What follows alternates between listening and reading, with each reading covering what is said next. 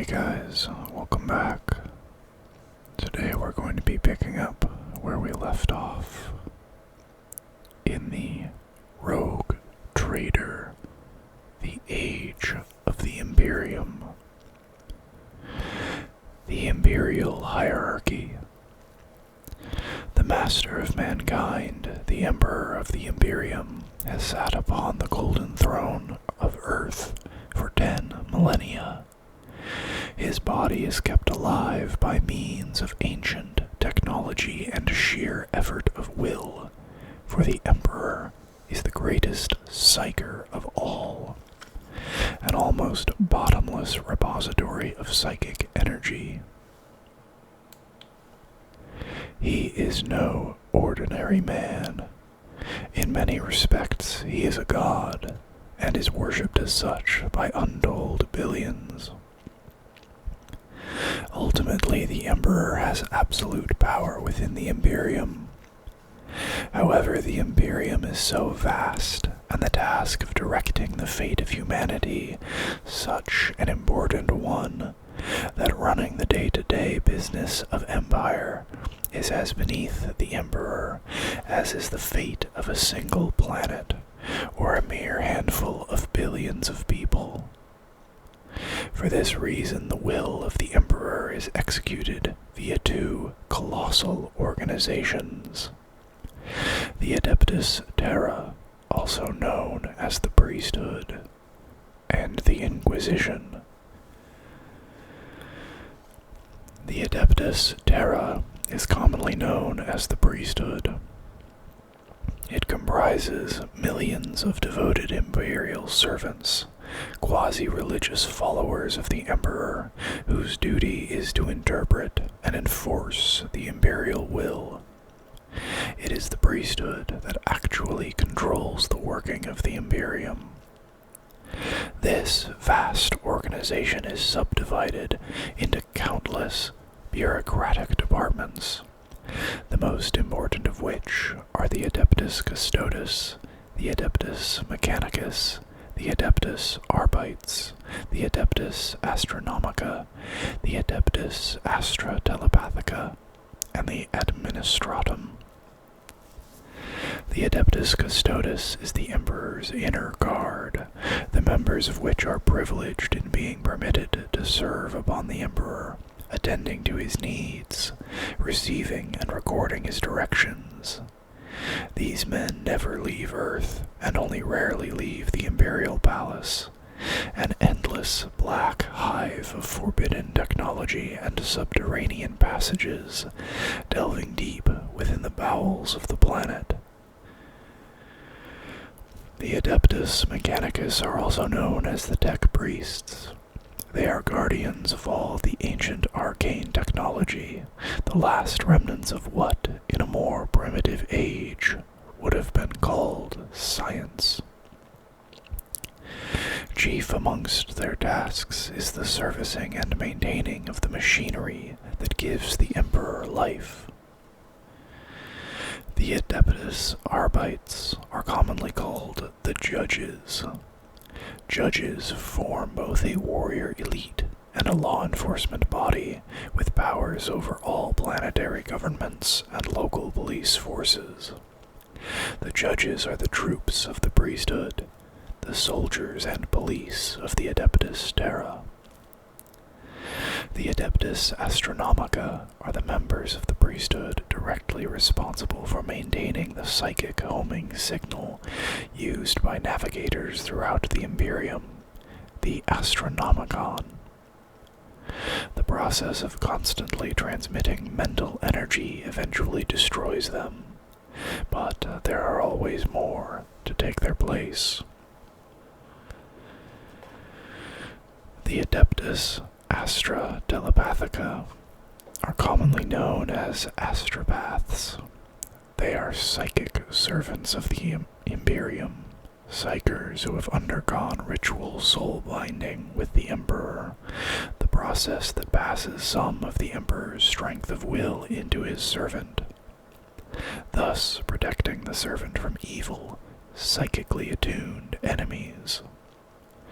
Some very few astropaths are judged strong enough to serve their emperor without the soul-binding ritual. They are the lucky ones, for the ritual is agonizing and results in blindness. The administratum represents the bulk of administrative staff and the countless non-specific, faceless members of the priesthood. They administrate the Imperium at every level, from assembling war fleets to levying taxes. The priesthood organization as a whole is sometimes referred to as the administratum. The Inquisition is the only organization in the entire Imperium that lies outside the power of the Adeptus Terra. The master of the Inquisition is a very important person, so much so in fact that he is even granted automatic access to the Emperor.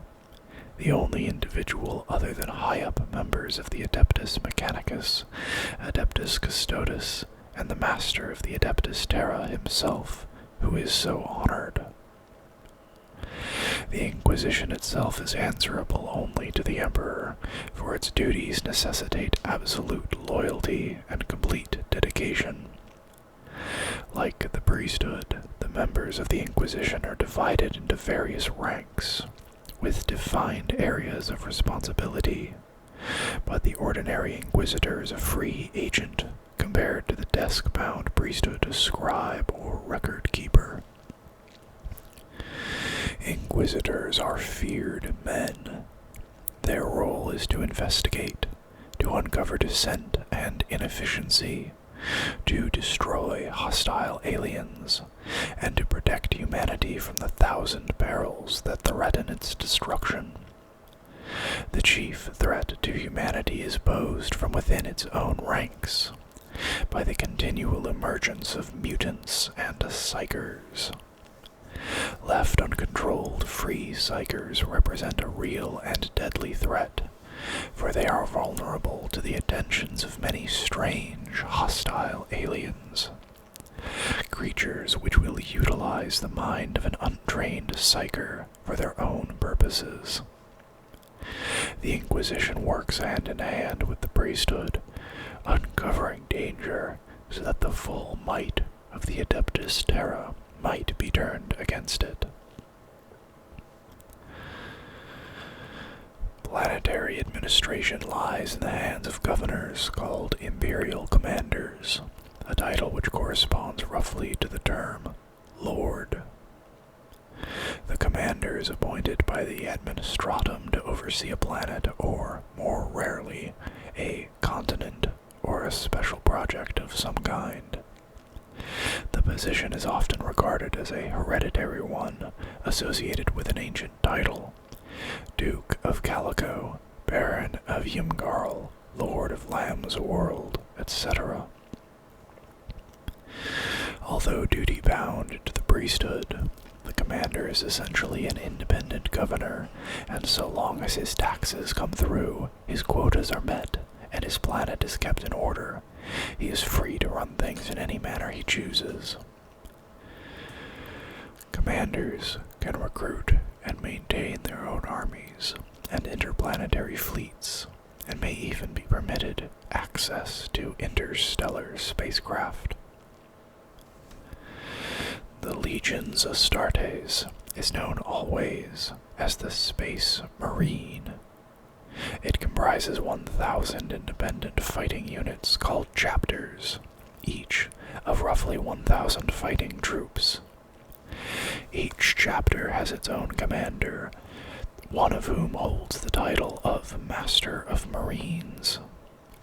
Each commander is subject to the orders of top-ranking members of the priesthood, but only in a general, non-military sense.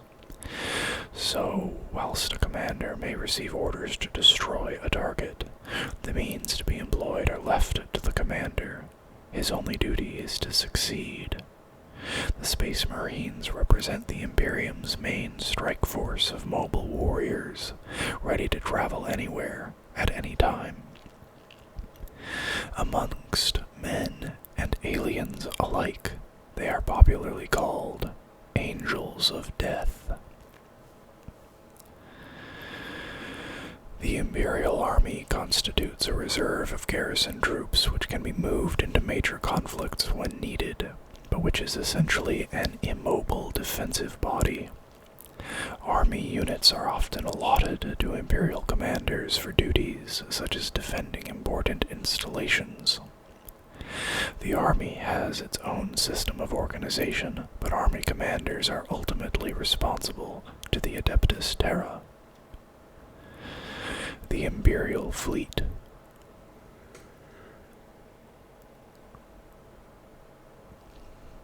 Practically all interstellar travel is administered through the priesthood, who sanction routine journeys and direct craft to suit their purposes. There are a few independent ships capable of interstellar flight, but these are very rare indeed. The fleet moves cargo and personnel from system to system according to the dictates of imperial need. The fleet also has routine duties to perform, such as patrolling frontier worlds and scouting for alien intrusion. In all, the fleet numbers many thousands of ships, and the Imperium has a considerable capacity to build and operate spacecraft. The rogue traders fulfill a vital role within the Imperium as freelance explorers, conquistadors, and merchants.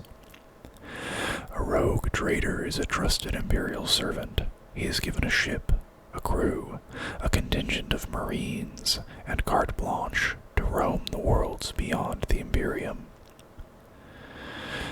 Other organizations. The priesthood also controls, either directly or otherwise, a number of permanent bodies and temporary commissions. The latter would typically involve the creation of task forces to undertake political missions. Many organizations are secretive or secret, such as the Assassins, whose duties are to remove enemies of the Imperium, including wayward and failed servants.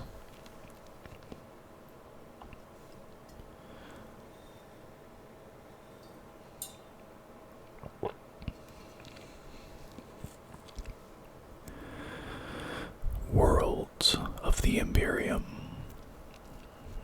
There are over 1 million worlds in the Imperium, all of which are inhabited by humans or human-descended creatures, such as beastmen and squats.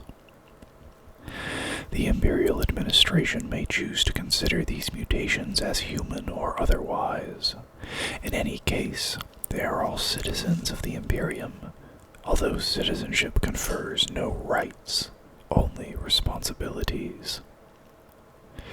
The worlds of the Imperium are scattered throughout the galaxy. They are not confined to a specific area or territory. The distances involved are vast, and many human worlds will be inaccessible, or have been so in the past, due to warp storms or governmental apathy. For these reasons, the Imperium includes a vast variety of cultural and technological levels. Planetary governors and other Imperial Commanders always maintain a fairly high level of personal technology, but the worlds they run may be inhabited by primitive savages, or overrun by mutants and native creatures. The worlds of the Imperium can be classified into the following broad categories. Agricultural worlds are little more than farming planets on which a sizable part of the surface is given over to producing food for other, less fertile worlds. They tend to be sparsely populated. The Imperial commander of such a planet has the added responsibilities of protecting his harvests and meeting his quotas. Inter-commander rivalry often results in enemies attempting to destroy or steal crops or meat animals, often blaming raids on pirates or bandits. Such petty rivalries are of no concern to the Adeptus Terra, who only demand that quotas are met and conflict continues. contained. Civilized worlds are by far the most common of all the types of settlement in the Imperium.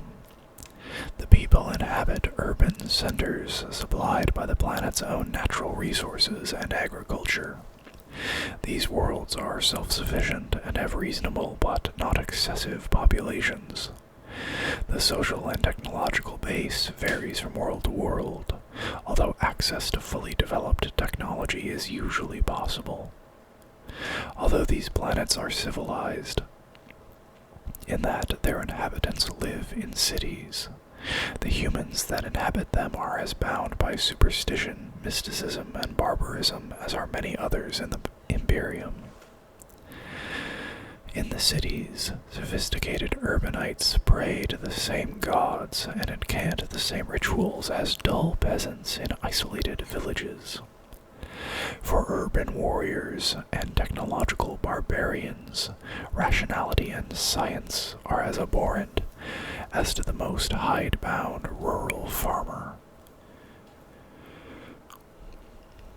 Death worlds are planets on which the native flora and fauna has evolved into naturally aggressive and dangerous forms.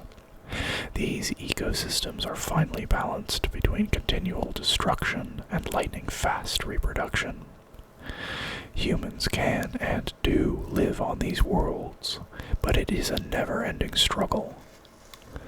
On many death worlds, it is as if the entire biomass of the planet were consciously motivated against human settlement, concentrating forces against intruders to destroy them. Death worlds are not usually inhabited unless there is some good reason to do so, such as outstanding mineral wealth. Feral planets are worlds which have reverted to savagery, either because of neglect, a naturally inadequate ecosystem, or long isolation. Human groups roam the surface as wandering hunters, using primitive tools and weapons. These people have a barbaric and aggressive view of life that makes them ideal material for the legions Astartes. Imperial commanders on such worlds tend to live as isolated gods. Perhaps in a single civilized city inhabited by outsiders, mostly military staff and their families. Apart from recruiting for the Space Marines and keeping a check on emerging psychers, the commander will usually leave his subjects alone. Hive worlds are distinguished by vast, continent-spanning cities, often built high into the sky and deep below the ground. Their populations are enormous, and almost all food needs to be imported. A hive world, rendered temporarily inaccessible through warp space, will suffer a devastating famine within a very short space of time. It will become a vast catacomb of lunatics, driven to excesses of anarchic urban savagery by starvation and claustrophobia. Hive worlds are dangerous, being too large to monitor safely, and their citizens are typically unbalanced, if not utterly crazed. It has been known for the Adeptus Arbites to cull these planets in order to bring their populations down to manageable levels. Industrial worlds are given over to industrial processes such as manufacturing and mining. They are only sparsely populated as most of the work is carried out by machinery and robots. Most industrial worlds are developed only for mining, and even then, a planet must be extremely mineral-rich if the effort is to be justified. Normally, manufacturing of goods takes place on ordinary inhabited planets, because the costs and hazards of interstellar flight are considerable. Medieval worlds are feral planets in which a level of medieval technology has been reached and the culture has stabilized. Imperial commanders of such worlds will often stand aside from their subjects, and may even remain aloof in orbital space stations or on a nearby moon. Medieval worlds are self-sufficient, but are of little use to the Imperium. The true position of their place in the universe may constitute something of a culture shock to the inhabitants, a factor which makes them poor material for Imperial service, although selective recruitment into the Space Marines is possible. Control of psychers has to be maintained, but this can be achieved in a clandestine manner, by infiltrating religious and social bodies, or by more blatant means, such as kidnapping and assassination. Paradise planets are worlds of outstanding natural beauty and abundance. Rather than develop all of these planets, some are retained in an almost completely natural state and used as recreational bases for Imperial servants. On such planets, warriors may train their minds and bodies for war, studying arcane battle philosophy and practicing martial arts. Research stations are recently inhabited, often newly accessible planets in the process of being assessed for development and full settlement. To this end, they initially become research stations, small farming centers, experimental settlements, test mines, etc. Mostly, they are just wilderness, a whole planet awaiting exploration. The Emperor. The Emperor of the Imperium, master of mankind, lord of humanity and god of the human race, has ruled his vast spatial realm for longer than any living man can remember. Countless millennia ago he was born to mortal parents, growing into manhood, little realizing the fate awaiting him. As a youth, he began to manifest strange powers which intensified and multiplied as he grew older. Not least amongst these powers was that of longevity, a virtual immortality that gave him time to develop his abilities fully. For long ages he lived secretly amongst mankind, as empires grew and fell, and mankind discovered how to control and exploit the earth. As his powers evolved, he learned of the dangers beyond his own world, of the psychically attuned creatures that roam the voids between space, hungering and clawing for the life stuff of living creatures. For countless ages he hid within humanity, nurturing his powers and waiting.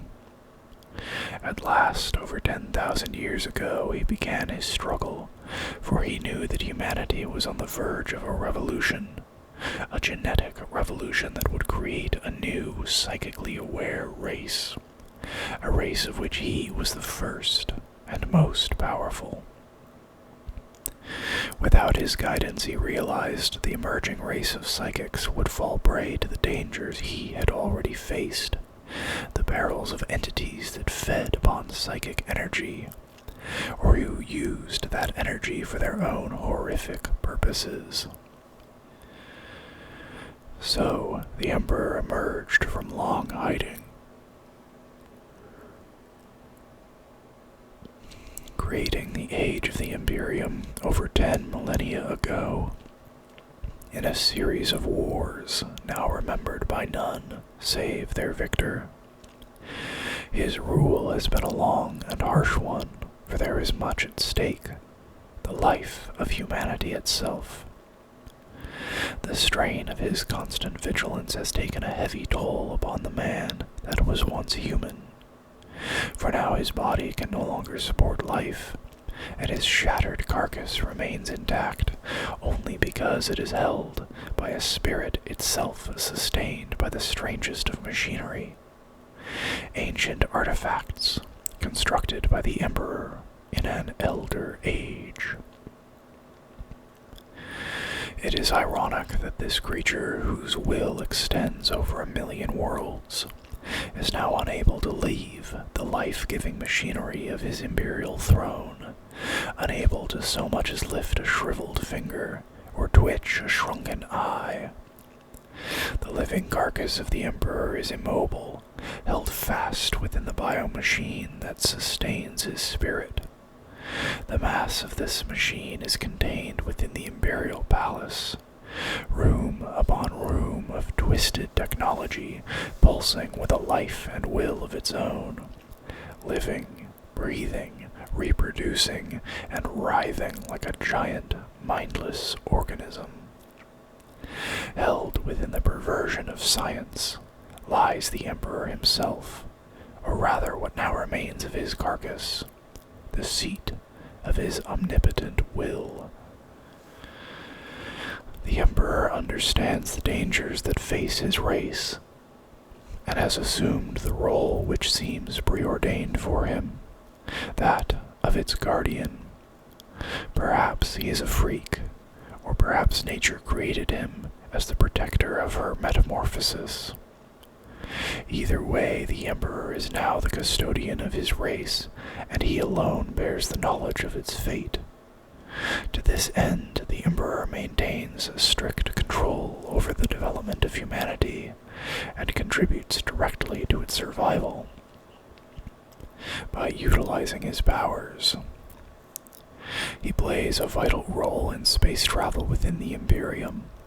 In order to steer a craft over great distances, a human navigator uses a mental homing signal, a sort of psychic beacon, to guide him through warp space. To provide a mental signal throughout human-controlled space would not be possible to any ordinary psyker. However, the Emperor is no ordinary psyker. His powers go beyond those of mortals. Even so, the strain of transmitting a continuous signal would prove far too strenuous, and he merely concentrates his powers on directing a signal created by others.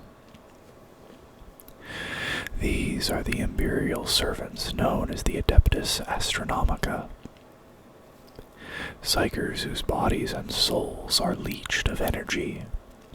This energy is projected by the mind of the Emperor in the form of the psychic beacon known as the Astronomicon. The sheer quantity of mental energy is vast, and only the mind of the Emperor is sufficient to handle so much raw power.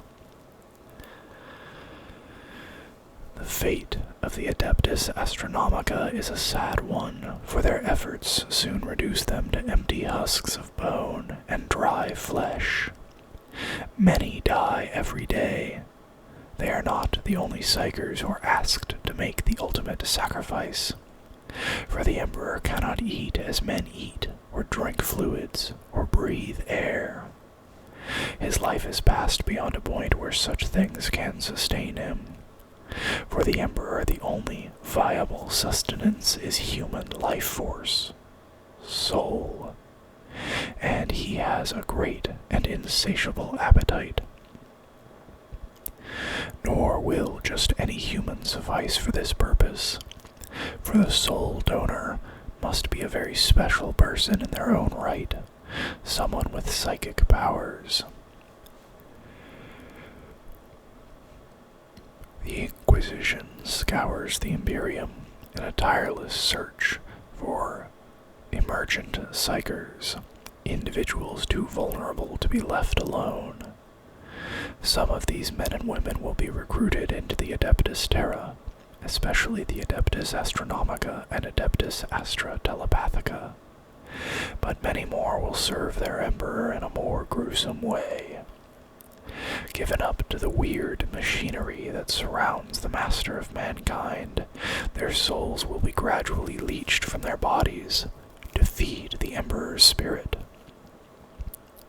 Hundreds must die in this way every day if the Emperor, the Imperium, and humanity are to survive.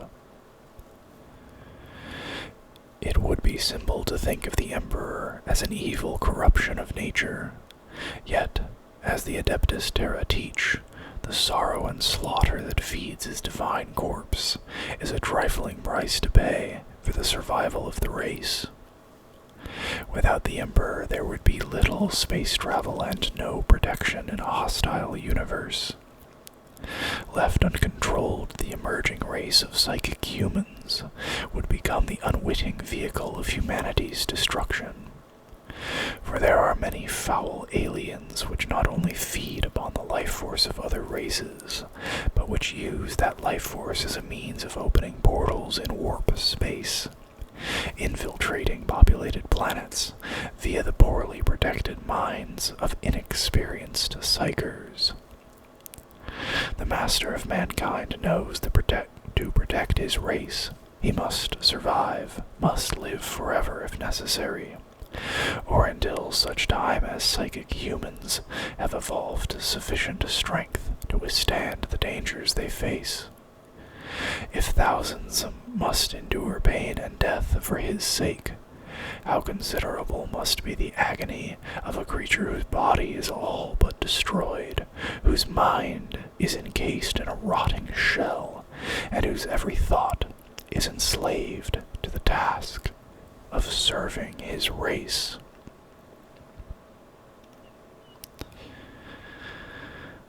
I hope you guys enjoyed the video. If you did, please like and subscribe to the channel, and I will see you guys next time. Bye-bye.